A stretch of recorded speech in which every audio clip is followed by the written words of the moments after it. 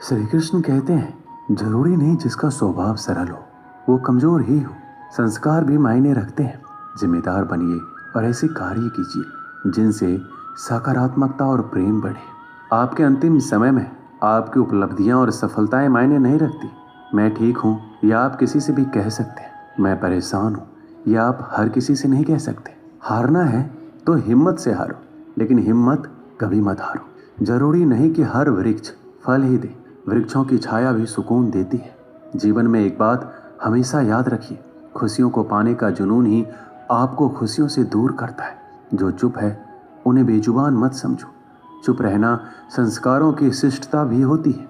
अगर नीयत साफ हो तो भगवान किसी न किसी रूप में मदद जरूर करता है। जब आपका अंतिम समय आता है तो आप अपनी उपलब्धियों के बारे में नहीं सोचते, बल्कि अपने रिश्तों के बारे में सोच रहे होते। जो इंसान तुम्हारी परिस्थिति, तुम्हारे परिवार को अपनाए बिना हर समय तुम्हें अपने हिसाब से रखने का प्रयास करे, ऐसे इंसान के साथ कभी मत रहना।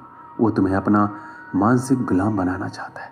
उन्हें छोड़ देना ही उचित है। जो आपके होने का मूल लेना जानता हो। एक पल के लिए मान लेते हैं कि किस्मत में लिखे फैसले बदला नहीं करते, लेकिन आप फैसला तो कीजिए, क्या पता किस्मत ही बदल जाए। सच्चा इंसान धोखा खाकर यही सोचता है, शायद मैं ही गलत हूँ, और झूठा इंसान धोखा देकर ये सोचता है कि मैं सही हूँ। नेत्र ही हमें केवल दृष्टि प्रदान नहीं करते, परंतु हमें कब, किसमें और क्या देखना है ये हमारी भावनाओं पर भी निर्भर करता है।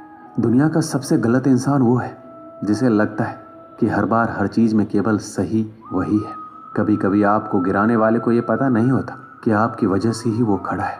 अपने हक की लड़ाई खुद ही लड़नी पड़ती है। कभी कभी दूसरों के इंतजार में बहुत देर हो जाती है। एक शहर के एक बड़े संग्रहालय में एक बेसमेंट में कई पेंटिंग्स रखी हुई थी। ये वो पेंटिंग्स थी जिन्हें प्रदर्शनी कक्ष में स्थान नहीं मिला था। लंबे समय से बेसमेंट में पड़ी पेंटिंग्स पर मकड़ियों ने जाला बना रखा था। बेसमेंट के कोने में पड़ी एक पेंटिंग पर एक मकड़ी ने बड़ी ही मेहनत से बड़ा सा जाला बुना हुआ था। वह उसका घर था और उसके लिए दुनिया की सबसे प्यारी चीज थी। वह उसका विशेष रूप से ख्याल रखा करती थी। एक दिन संग्रहालय की साफ सफाई और रख रखाव कार्य प्रारंभ हुआ। इस प्रक्रिया में बेसमेंट में रखी कुछ चुनिंदा पेंटिंग्स को म्यूजियम के प्रदर्शनी कक्ष में रखा जाने लगा। यह देख संग्रहालय के बेसमेंट में रहने वाली कई मकड़ियां अपना जाला छोड़ अन्यत्र चली गई, लेकिन कोने की पेंटिंग पर मकड़ी ने अपना जाला नहीं छोड़ा।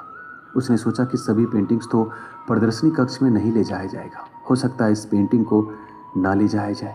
कुछ समय बीतने के बाद बेसमेंट में से और अधिक पेंटिंग्स उठाई जाने लगी, लेकिन तब भी मकड़ी ने सोचा, ये मेरे रहने की सबसे अच्छी जगह है, इससे बेहतर जगह मुझे कहाँ मिलेगी। वह अपना घर छोड़ने को तैयार नहीं थी, इसलिए उसने अपना जाला नहीं छोड़ा। लेकिन एक सुबह संग्रहालय के कर्मचारी उस कोने में रखी पेंटिंग को उठाकर ले जाने लगे। अब मकड़ी के पास अपना जाला छोड़कर जाने के अतिरिक्त कोई विकल्प नहीं था। जाला न छोड़ने की स्थिति में वह मारी जाती। बुझे मन से उसने इतनी मेहनत से बनाया अपना जाला छोड़ दिया। संग्रहालय से बाहर निकलने के बाद वह कई दिनों तक इधर उधर भटकती रही। कई परेशानियों से उसे दो चार होना पड़ा। वह बड़ी दुखी रहा करती थी कि उसका खूबसूरत घर भगवान ने उससे छीन लिया और उसे इस मुसीबत में ढकेल दिया।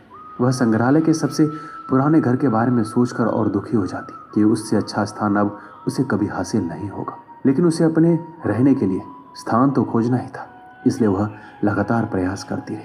आखिर में एक दिन वह एक सुंदर बगीचे में पहुंची। बगीचे में एक शांत कोना था जो मकड़ी को बहुत पसंद आया।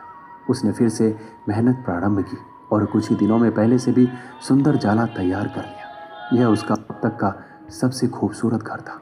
अब वह खुश थी कि जो हुआ है अच्छा ही हुआ, अन्यथा वह इतने सुंदर स्थान पर, इतने सुंदर घर में कभी नहीं रह पाती। वह खुशी खुशी वहां रहने लगी। दोस्तों, इस कहानी से हमें क्या सीख मिलती है? कभी कभी जीवन में ऐसा कठिन समय आता है जब हमारा बना बनाया सब कुछ बिखर जाता है।